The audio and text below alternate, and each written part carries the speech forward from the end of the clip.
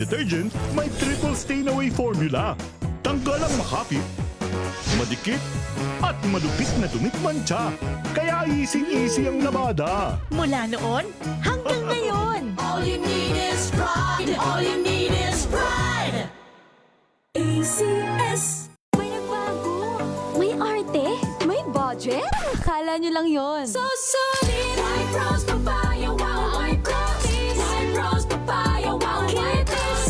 White rose papaya. May glow up with a white rose papaya. White Rose Papaya. May puti power times 2 kasi may papaya at niacinamide. May shea butter and tea tree oil pa. Kutis sulit ang glow up. Glow up with a white rose papaya. White Rose Papaya. Kutis sulit ang glow up. ACS. Tumunog na ang gandingan para sa kalikasan. Ang nagkamit ng parangal bilang Best News Anchor ay walang iba kundi si Angelo Palmo. Lunas ay may extension na. Lunas Extension.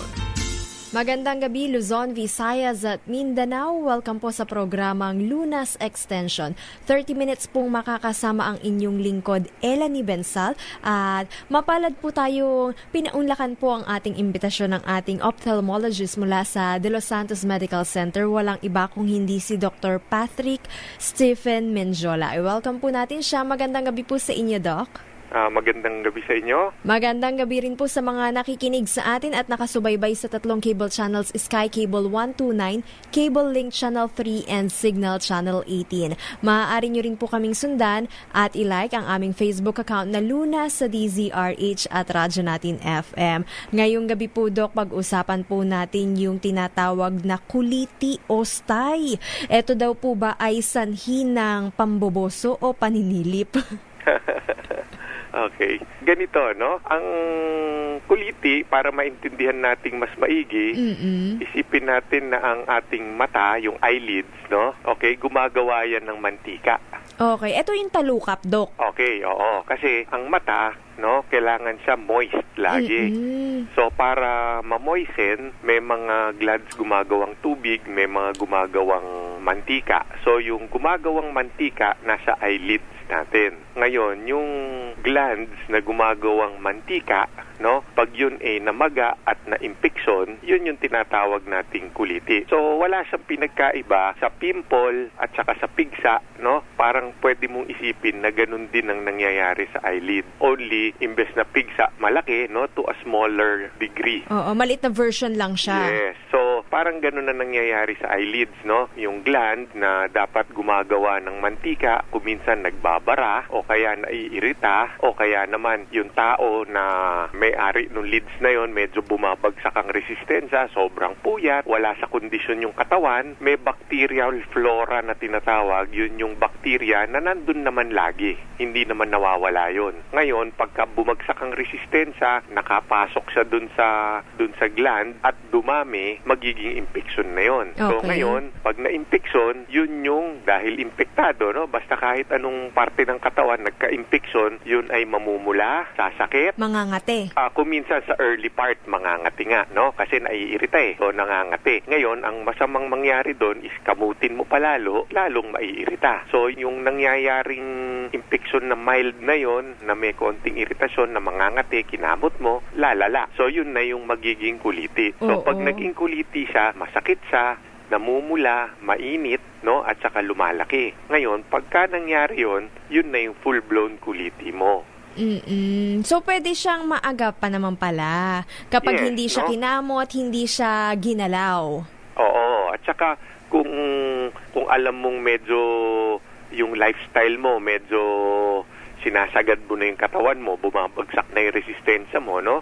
Medyo ayusin mo na ng konti. Pwedeng, makakatulong rin yung sapat na pahinga, yung pagpapalakas ng resistensya. Yes, precisely, oo. Kasi ang nangyayari nga is, ang katawan natin puro bacterial flora na tinatawag, no? Hindi naman tayo yung walang bacteria totally sa katawan. So, merong mga naninirahan sa katawan natin na normal bacteria. Kaso, normal siya dahil yung amount o yung numero niya mababa. Oo. Okay. Pilit yan, kumbaga parang isipin mo, may laban sa katawan natin lagi, no? So pag nananaig yung katawan natin dahil malakas ang resistensya natin, hindi makadami yung mga bakterya na yon. Pero pagka nagsimula ka na magpuyat, tapos hindi ka kumakain ng tama, tapos meron ka pang mga ibang kondisyon sa katawan na nagpapabagsak ng resistensya, kung minsan mananaig yung bakterya, dadami siya dun sa kanyang dapat na numero lang. So pag dumami na yon, mananaig na siya. Ayun na. So pagka nasa eyelids yung problemang yon, yun nga, pwedeng kuliti ang mangyari doon. What if naman po, Dok, sobrang exposure sa gadget, cellphone, laptop, iPad, computer, makakaapekto rin po ba ito, Dok? Well, sa mata, yes, pero sa kuliti, hindi. Okay. Oo. Pero Dok, nabanggit nyo kanina yung mantika or yung oil glands natin. Yes. So, sino yung mas prone sa kulite? Yung mga dry or yung oily faces or yung may oily and dry skin? Well, ang kwan naman, yung sinasabi mo kasing ganyang may pares, no? Is usually sa balat, so yung mga pimple, no? Yes. Ito naman is hindi naman sa overproduction or underproduction. Ang problema dito is na-infection siya. Oo. Oo. So yung infection, yun ang nagpapakuliti. Kasi mamamaga yung gland na yun sa infection. May question dito, Dok. Ang paggamit naman daw po ba ng make-up para sa aming mga kababaihan, Etong yung paglalagay ng eyeliner or kung ano-ano pa mang pauso, ng mga accessories sa ating mata or pilik mata, makakakos rin po ba ito ng kulite or ng stye? Okay. May contribution din yung mga ganyan, no? Kasi yung parang isipin mo yung gumagawa ng mantika, yung gland, no? Para siyang light bulb. Tapos nandun gumagawa yung mantika. Siyempre, kailangan lumabas yun papunta sa mata. Oo. Meron ngayong eye gland na nalalabasan. Meron parang duct yun, nalalabasan. Parang tubo nakakabit dun sa eye gland. Tapos palabas papunta sa mata. Okay. Yung mga tubo na yon nasa dulo ng eyelid, no? Yung labasan ng mga tubo na yon. So pag naglagay ka ng mga eyeliner, mga eye makeup, magbabara ngayon yung pinakalabasan na yan. Pag hindi natanggal yung bara na yon, mamumuo ngayon yung ginagawa nung gland na mantika. Hindi makalabas Ayun, magiging prone na naman sa infection yon. So, ang hindi pag-alis ng makeup sa gabi, yung bigla ka nalang makakatulog dahil sa sobrang pagod, Dok, eto rin po ba ay makakapag-cause? Maaari nga, contribution lang, no? Kasi, as a rule, may body resistance nga, hindi mananaig yung bakterya. Pero pag nagsama-sama yung mga kondisyon para mag-proliferate yung bakterya dun sa naiiritang gland, ayun, kuliti siya. At sabi nila, Dok, makakatulong daw pong ma-prevent yung kuliti kapag binunot mo yung isang pilik mata mo. Okay, may mga kondisyon na maaari yon, no? Pero hindi ko ina-advise na gawin yon. Kasi yung pagbunot itself, trauma na naman yon. So pagka kinalikalikot mo, lalo na yung eyelashes, pag kinakalikot mo, hindi mo nakikita, kuminsan lalo mong madadamage yung eyelid. Pero meron pa minsan-minsan na nasa follicle, no? Yung pinaka-root ng hair. Pag nandun, yung nagkataon na nandun yung abscess, pag binunot mo yung hair, nakalabas yung mantika, at saka yung infected na labas niya, totoo yon. Kuminsan, ginagawa namin yun sa clinic. Pero dapat nakikita mo yung ginagawa mo at tama yung binubunot mo. So kung wala kang proper na mga instrumento para matignan at para bunutin, kuminsan mas makakasama ka pa. Oo, baka mabunot pa lahat ng pilik mata, makalbo. Ayun, kakalbo na.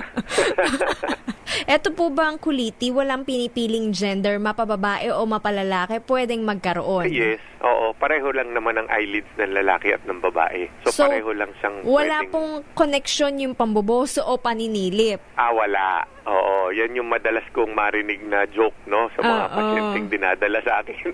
Oo, pero actually wala siya. Mhm. Pero sa edad, Doc, meron po bang mas prone na arise ng colitis sa mga bata or sa mga matatanda o di naman kaya sa mga nasa working moms and dads? Well, usually naman wala, no? Like I said, nasa konstitusyon ng katawan ng tao eh. Merong mga taong nananaig talaga yung bakterya, no? Merong taong bagsak ang resistensya, merong isang tao makamot lagi sa mata niya, merong taong gaya sabi mo kanina naglalagay ng makeup, medyo napapakapal, tas hindi nililinis. So, yung mga conditions lang na favorable para sa mangyari ito, kuminsan yung isang kondisyon lang, hindi pa rin mananaig yan eh. Pero pag nagsabay-sabay na, pinagtulungan mo na, ayun, kuminsan lalaki na yung kuliti mo. Paano natin madedescribe yung nararamdaman ng taong may kuliti, Doc? Well, yun na nga, no? Gaya na sabi natin kanina, pagka nagsisimula ang impeksyon, naiirita, kuminsan may kati silang nararamdaman sa simula.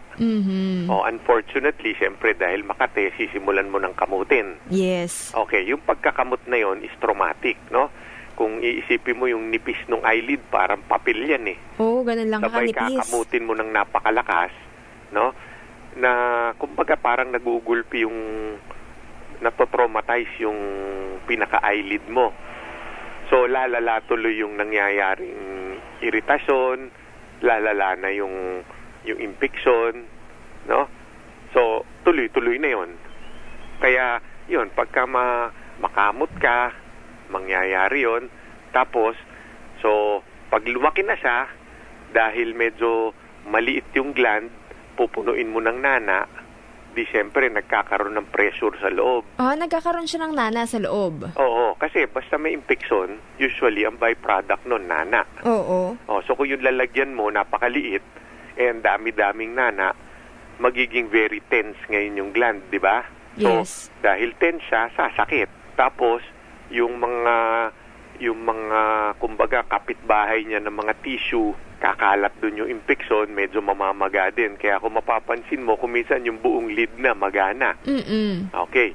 So dahil may pamamaga, usually namumula yan, masakit yan, mainit yan. May mga katanungan dito, Doc, kung nakakahawa daw po ba at kung gaano katagal usually nararanasan ng isang tao ang kuliti. Ito po ba ay tumatagal ng isang linggo or maaaring magkaroon pa ng recurrence kapag nagamot? Ano nga rin po ba yung tamang gamutan para dito? Yan po ang ating aalamin sa ating pagbabalik dito po sa programang Lunas Extension sa DZRH at RHTV. Magbabalik tayo pagkatapos lamang ng ilang paalala. This time check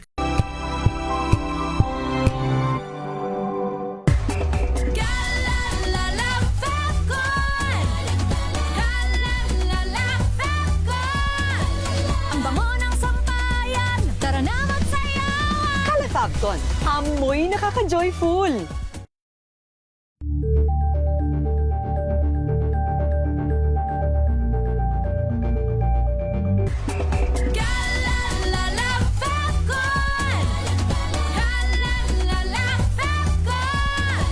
Ang bango ng sampayan, tara na magsayawan. Calefabcon, amoy nakaka-joyful.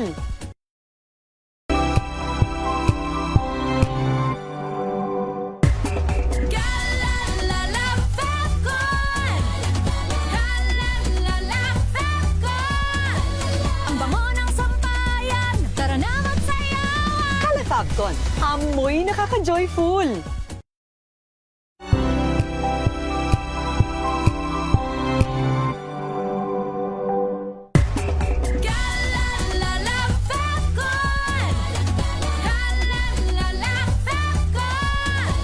Ang bango ng sampayan, tara na magsayawan. Calefabcon, amoy nakaka-joyful.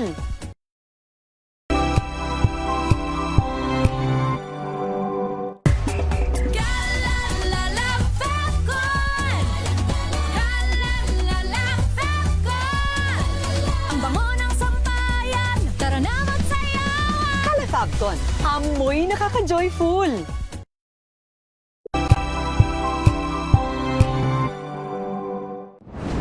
Kung good vibes ang hanap mo, dito ka na sa sigurado.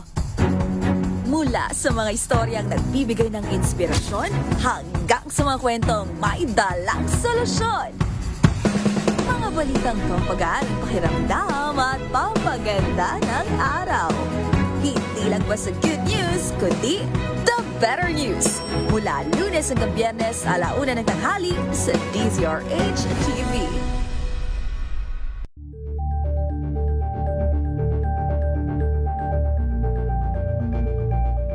Sa pagbabalik tanaw sa 87 taong legasiya ng DZRH, napagtagumpayan na ng kauna-unahang himpilan ng radyo sa Pilipinas ang iba't ibang pagsubok, kabilang na ang bangungot noong panahon ng ikalawang digmaang pandaigdig. Impormasyong naihatid ng himpilang KZRH ang siyang naging kaagapay ng mga Pilipino at nakasama hanggang sa nakamit ang kalayaan. At nang muling mapas sa kamay ng mga Pilipino ang kasarinlan, nagbukas din ang panibagong yugto para sa himpilan. Mula sa KZRH na kalaunay naging DZRH, ang mga balita at impormasyon ang nagsilbing gabay ng mga Pilipino. Naging hudyat ito ng panibagong simula at patuloy na paglago, kasabay ng pagsilang ng mga programang nag-iwan ng bakas sa kasaysayan at sa puso ng bawat Pilipino.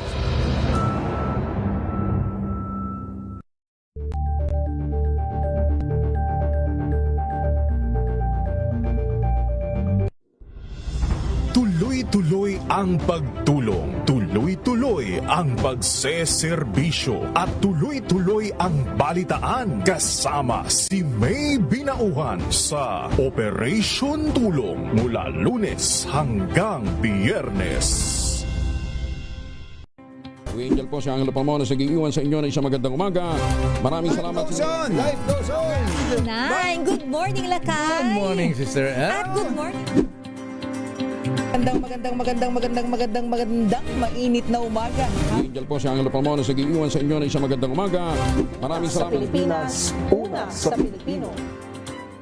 Ngayong ika-87 taon ng kauna-unahang himpilan ng radyo sa Pilipinas ang DZRH, patuloy pa rin magbabalita, magseserbisyo at magbibigay pag-asa sa iba't ibang sulok ng bansa. 1994 nga nang inilunsad ang One Nation, One Station sa inisyatibo ni MBC Media Group Chairman Mr. Fred J. Elizalde. Naabot ang nasa 97% ng populasyon sa Pilipinas gamit ang nationwide satellite broadcast. Patunay ang 20 relay stations mula Luzon, Visayas at Mindanao sa patuloy na dedikasyon ng DZRH sa loob ng maraming dekada.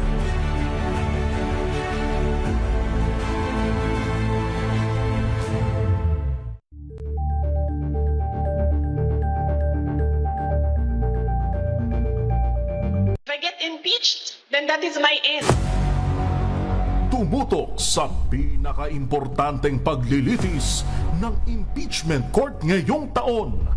The impeachment trial of Vice President Sara Duterte. A DZRH Special Coverage.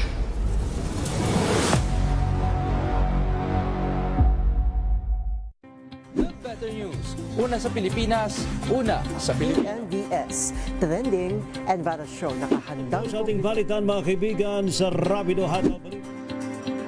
Public Service Hour. Siyempre pa, una sa Pilipinas. Una Ayan sa ang kabuuan natin palatuntuan ng break time. Sabay niyo na po ang mga balita at talakayan sa Balansyado. Maraming salamat. Kasabay ng mga hamon at pagbabago sa paglipas ng panahon, nananatiling tapat ang DZRH sa paghahatid ng serbisyo sa publiko. Mas pinalawak ang pagpapaabot ng balita at impormasyon, hindi lang sa radyo, kasama na rin ang telebisyon, live streaming at social media para ihatid ang mga kwentong makabuluhan at napapanahon saan ka man naroroon. Mula noon hanggang ngayon, mananatiling kaagapay mo ang DZRH, naninindigan sa paghahatid ng katotohanan at sa paglaban sa patuloy na pagkalat ng disinformasyon at sa pagyakap sa makabagong teknolohiya at sa patuloy na pagsulat ng kasaysayan, mananatiling kasama mo ang DZRH saan ka man sa mundo.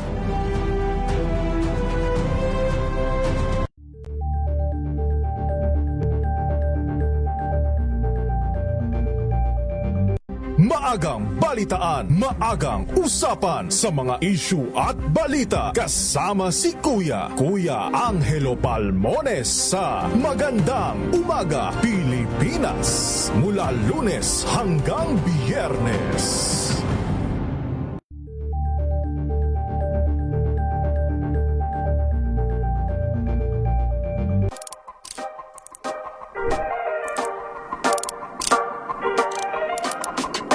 Doon ko natutunan mahalin yung sports ko. Dahil malaking tulong talaga sa akin. Dahil hindi po ako kaya paaralin ng magulang ko. Dahil sa sobrang hirap namin tayo, magsasaka lang kami. Tapos bata pa ako, magsasaka na ako. Doon minahal ko siya. Sabi ko, mas madali pa itong gawin kaysa magsasaka. Ina-target mo ang Olympics. Yes po ma'am, sa 2028. Kung papalarin ma'am, wala namang masamang mangarap. Yan na lang ang gawin yung inspiration, ang kahirapan sa buhay. Dahil yan ang nagpapalakas sa akin. Hi, ako po si Arlan Arbuis, Philippine Marathon Runner. Inimbitahan ko po kayo na...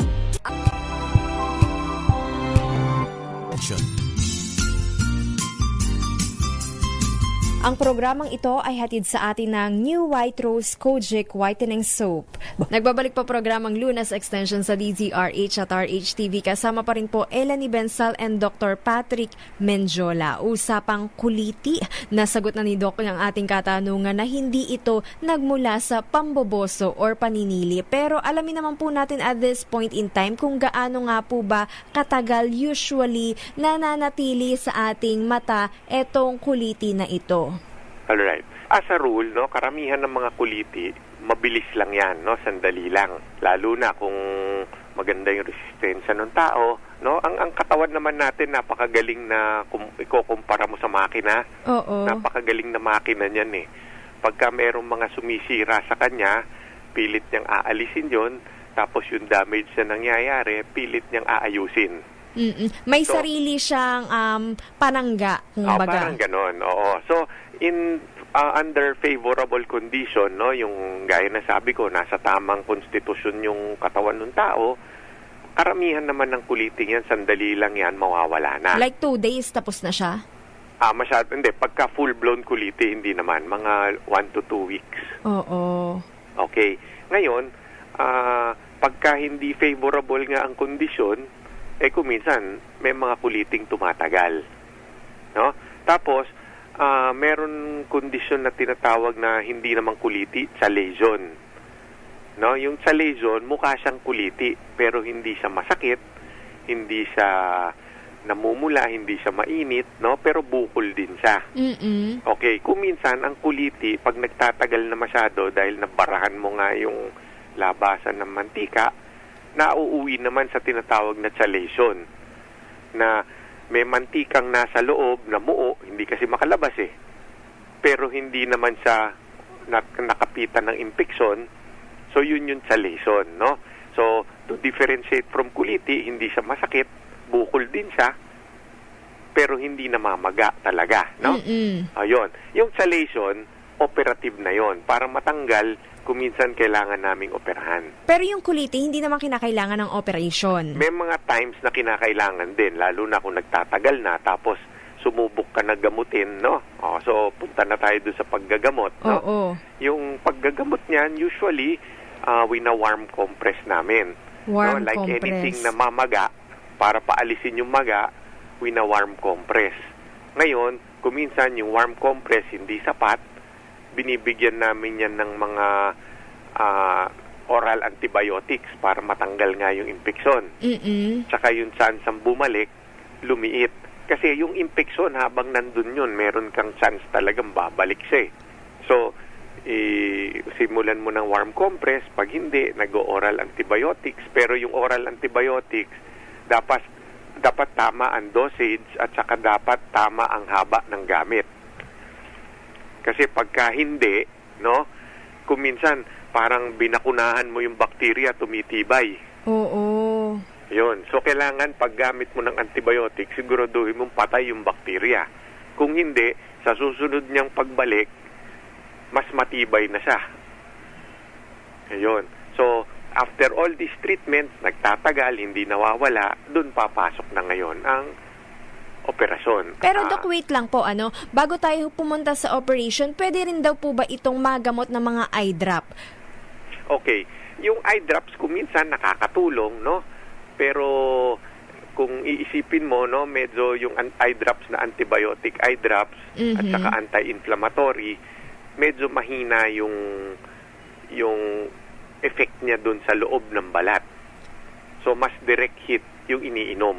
Oo. Pero kuminsan nakakatulong din siya, lalo na kuminsan pasimula pa lang, mahina pa lang, yung epekto nun kuminsan nakakatulong. Pero kagaya ng antibiotic, dapat tamang eye drops.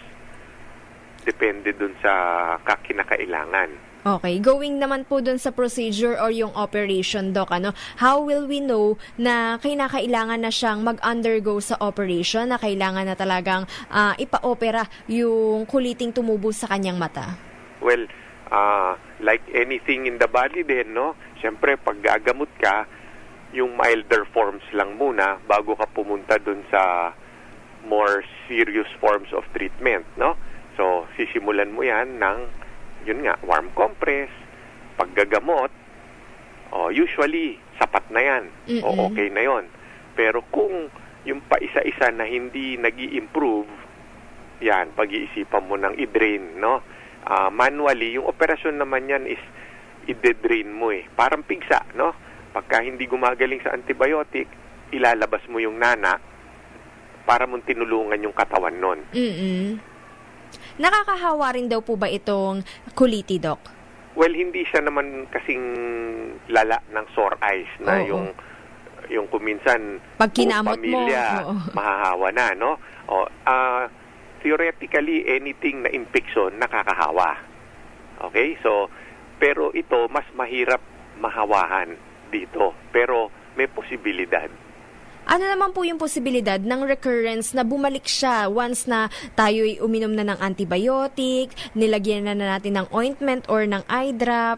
Well, if you treat it properly, no, yung tamang yung treatment mo, tama sa dosage, tama sa haba nung pagbigay mo, usually yan, maliit yung chance na nababalik, mas maliit, no? Pero kung kulang yung pagkakagamot mo, ayan na naman yan, nandyan na naman yung matapang na mga bakterya na yan, pag bumagsak ang resistensya mo, mas malamang nga, babalik na naman siya. Siguro, additional tips na lamang po, Doc, para nga po ma-prevent yung ating tinatawag na kuliti. Well, so magpupunta tayo nga doon sa mga causes niyan, no? So, ang pinaka-importante siguro is kung lalagyan mo ng makeup yung mata mo, babae ka, linisin mo. Tapos, number 2, pagka nagsisimulang makate, wag mong kakamutin. Tapos, yung kondisyon ng katawan mo, alam mo nang medyo bumabagsak, ayusin mo na. Kung kulang ka sa tulog, medyo dagdagan mo na ng pansin yung pagtutulog mo, no? Wag na masyado magpuyat. Tapos kung yung may mga sakit kang nakakabagsak na resistensya, gamutin na, paggamot mo na. At yung paghihilamos daw po ba, Doc, makakatulong rin po para ma-prevent ito, yung everyday, or minsan nga, di ba, kahit nasa opisina tayo or nasa eskwela, kapag break time, naghihilamos rin tayo, hinuhugasan natin yung mukha natin, makakatulong to, Doc? Well, sa tingin ko, ang hygiene, no? Basta hygienic na tao ka, wala namang masamang mangyayari sa'yo, no? So, okay yon. Kaso, ang problema, yung pinaka-dirt na nandun sa eyelashes, I doubt kung talagang inaabutan mo yun pagka naghihilamos ka. Pero makakatulong din in the sense na kung talagang sobra ka ng dumi, talagang mag-spill over yun dun sa areang aabutin yung mga glands. Okay, maraming salamat po sa inyo, Dr. Patrick Menjola, sa 30 minutes na talakayan tungkol nga po sa tinatawag nating kuliti or sty. At huwag po natin kakalimutan na panatilihin po nating malakas ang ating resistensya at magkaroon ng proper and good hygiene.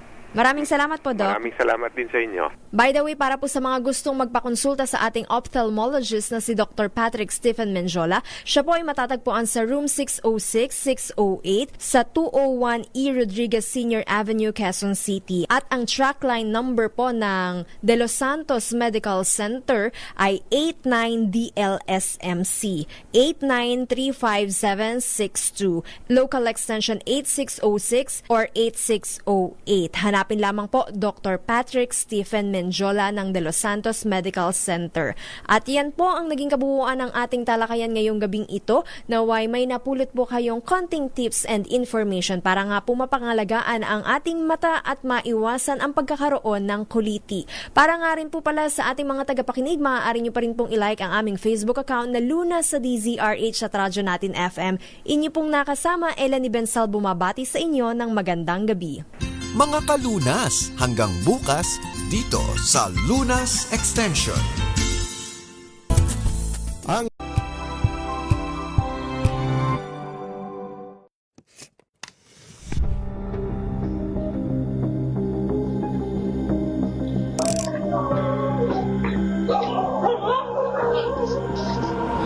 nakakaawa yung mga delivery rider o yung mga rider na ibig sabihin yan yung last resort nila na nagmamakaawa sila na kung meron pa nga nakalagay, pera na lang kunin nyo, motor na lang kunin nyo, wag lang yung buhay ko. Ayaw natin na nagte-trending.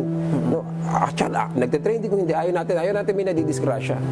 Pero dahil nga to trending, ito ay magkakos ng shame ng pagkahiya doon sa kumpanya. Bakit mo dinidecline? Ikaw, complain kita.